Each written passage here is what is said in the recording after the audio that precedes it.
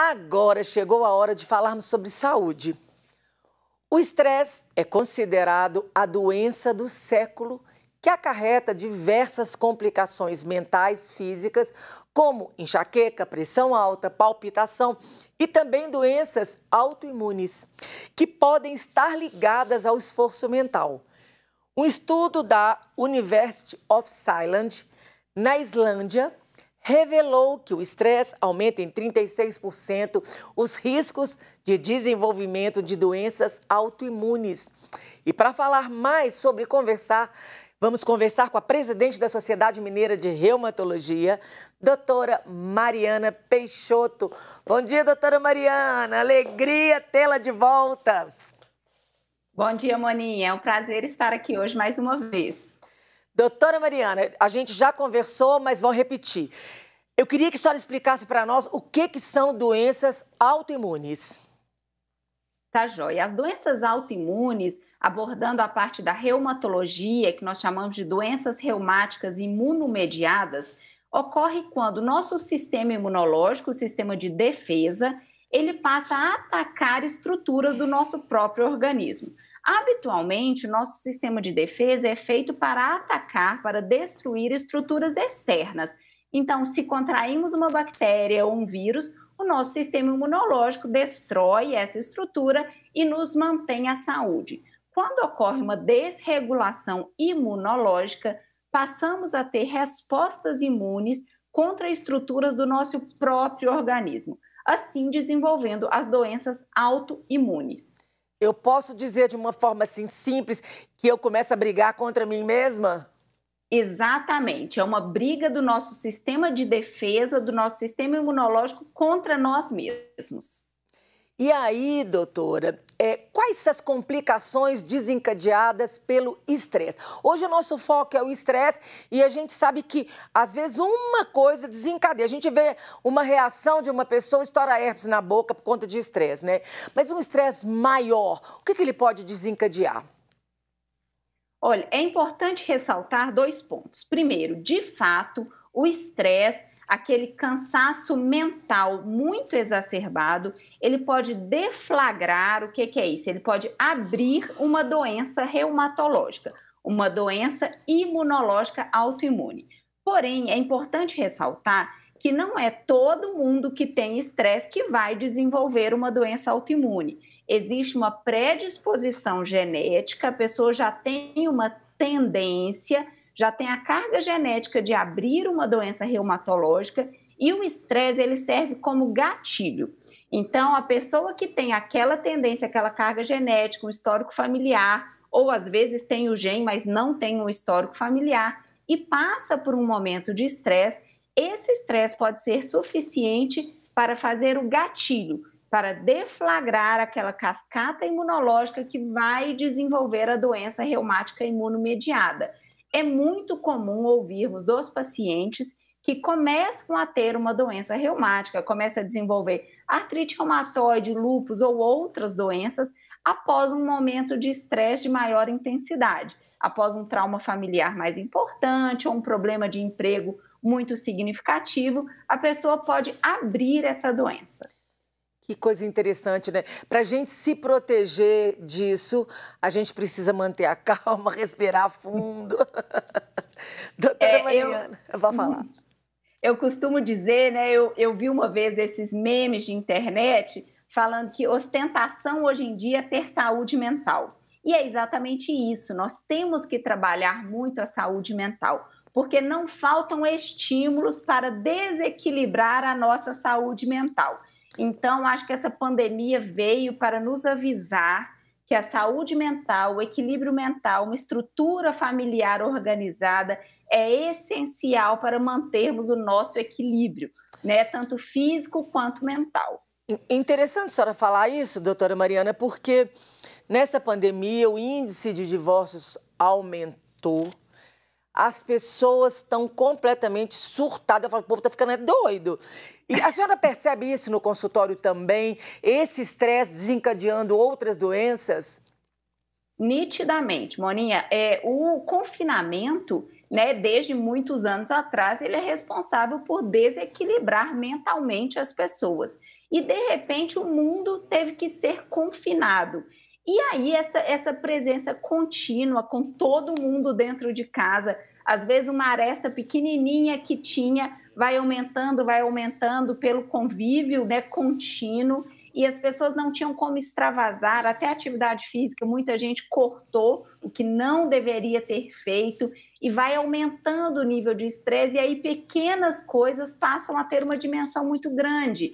Então, acabou que as estruturas familiares, elas que precisavam estar ali reforçadas nesse momento, foram se instabilizando e vimos isso, muitos casos de divórcio, de agressão, né, entre marido e mulher, entre filhos e pais. Então, é muito importante a gente ressaltar que é o momento de voltar a um equilíbrio, a uma estrutura mental mais organizada, pois as doenças começaram a aparecer de forma muito nítida. Então, começamos a ver depressão em crianças, que antes a gente não via com tanta intensidade. Então, é muito importante retomarmos o nosso equilíbrio mental para diminuir o número de doenças que realmente ampliou de maneira significativa. Doutora Mariana, quando a senhora fala das crianças com depressão, que era uma coisa que a gente não ouvia falar, não existe, então, uma idade em que esse estresse causa maior enfermidade. Qualquer idade pode ser acometida? Qualquer idade. As doenças reumatológicas, elas acometem desde recém-nascidos até idosos. Existe essa tendência a pensar que o reumatismo ele só comete idosos, mas é um pensamento errôneo. Acomete desde recém-nascidos até idosos. E crianças sob forte estresse, você imagina, 1 ano e meio as crianças dentro de casa, sem conviver com seus pares, que são as outras crianças, fazendo aula online, aumentou o estresse e o aparecimento das doenças reumáticas também. Então, é importante a gente ressaltar isso, o quão importante é o retorno a essa estrutura social que nós estamos batalhando para voltar com a vacinação. Verdade. E, doutora Mariana, como que é feito o diagnóstico? O diagnóstico de doença reumática, ele é um conjunto de fatores. Então, é muito comum também chegar no nosso consultório o paciente que tem um exame, um FAM positivo, e já chega desesperado. Eu tenho lúpus, eu tenho uma doença. Não quer dizer nada. O diagnóstico de uma doença reumática, ele é necessário que se una exames laboratoriais com as manifestações específicas, somados a manifestações clínicas que esses pacientes têm, e muitas vezes também é necessário exames de imagem. Então, é muito importante um reumatologista de confiança para avaliar todas essas alterações, alterações físicas, alterações laboratoriais e alterações também de exames de imagem.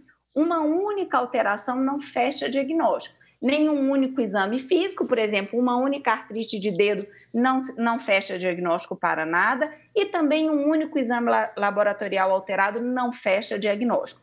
É importante essa união de vários fatores e um exame físico bem feito para chegarmos a um diagnóstico de doenças reumáticas imunomediadas. E essas doenças, elas não têm cura, elas têm tratamento, é isso?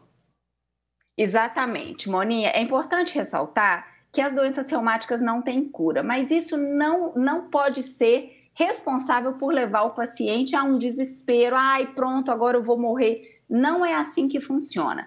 Principalmente quando se faz o tratamento precoce, um diagnóstico precoce, um tratamento precoce, os pacientes podem ter vida normal. Então, é importante seguir o tratamento de forma rigorosa. Hoje temos, graças a Deus e graças à ciência, temos uma gama grande de medicações para o tratamento de doenças reumáticas.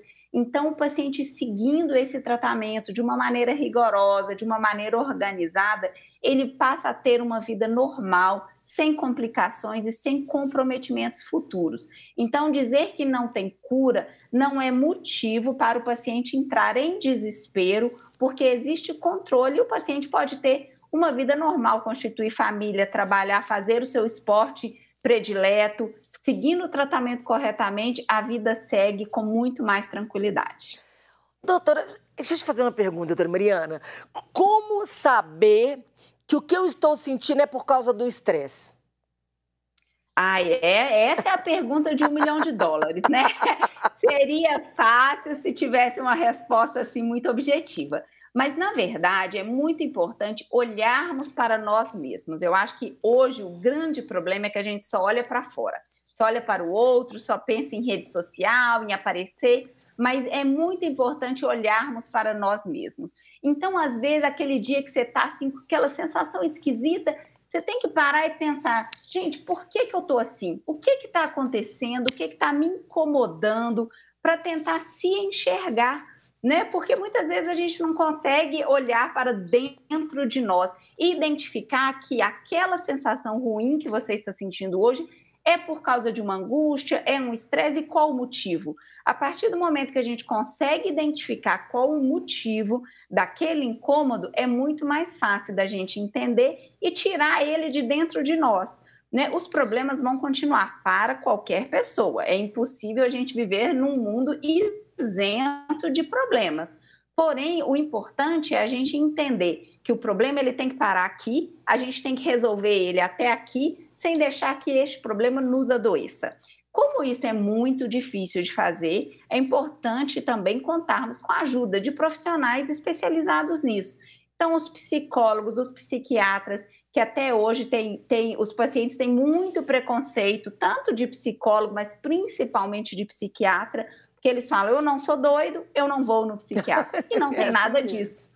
É assim mesmo, né? Mas não tem nada disso. Os pacientes precisam entender que não estou conseguindo lidar com a minha angústia, preciso de ajuda.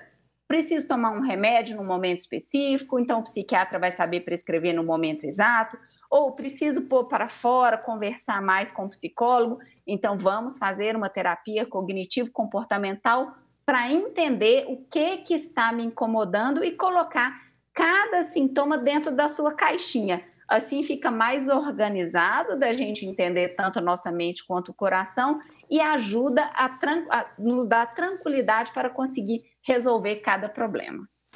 Tem uma palavra que o pessoal tem usado muito ultimamente, né? Autocuidado, né? Se cuidar, olhar para dentro, que a senhora falou é tão importante. Parar um pouquinho, respirar. E aí, doutora, uma última pergunta. Quais são as dicas que a senhora tem para a pessoa que vive sempre com essa doença autoimune? Olha, o mais importante é isso que você falou, é autocuidado. As doenças autoimunes, elas acometem grande parte da população e isso não é o fim da vida. Precisamos cuidar de nós com hábitos saudáveis, alimentação equilibrada. Então eu não posso comer nada fora da dieta? Claro que pode, mas isso não pode ser a regra, tem que ser a exceção. Atividade física todos os dias. A gente pensa assim, atividade física, eu não gosto, é desgastante. Atividade física, ela tem que ser parte da nossa rotina. O nível da atividade física é você e o seu médico que irão decidir. Posso fazer até aqui ou posso fazer até lá. Mas esse nível vai ser discutido. Mas a atividade física é a regra. Tem que ser feita por todos. É um autocuidado, é um carinho com nós mesmos. Também a saúde mental. Não pode viver estressado querendo resolver o problema do mundo. Tem que entender, os problemas vão continuar. Eu vou agir para solucioná-los, mas o problema vai chegar até aqui. Esse problema não pode entrar dentro de mim e me adoecer ainda mais. Então, conviver com doenças reumáticas é possível e ter uma vida plena, mas tem que ter o cuidado diário de sempre estar pensando, vou manter a minha saúde física e mental, que as coisas fluem com mais naturalidade. Doutora Mariana, maravilhoso, gente, maravilhoso conversar com a senhora. O Instagram da Sociedade Mineira de Reumatologia, gente, @Sociedade Mineira de Reumatologia. Eu conversei com a doutora Mariana Peixoto, é a presidente da Sociedade Mineira de Reumatologia. Doutora Mariana, muito obrigada. Deus abençoe o seu trabalho, viu? Amém, muito obrigada, Moni. É sempre uma alegria estar aqui e poder divulgar um pouco sobre as doenças reumatológicas e um pouco sobre a nossa especialidade. Eu sempre deixo um recado final, que é para os pacientes contarem conosco. Nós estamos aqui para ajudar vocês. Maravilha, gente. Olha aí, então vai lá no Instagram, segue. Eles estão aqui para ajudar vocês. Deus colocou os médicos na terra para cuidar da gente. Então, para que a gente fica, né? Lança a mão logo. Doutora Mariana, Deus abençoe seu trabalho. Muito obrigada, viu? Amém. Eu que agradeço, Moninha. Até mais. Até.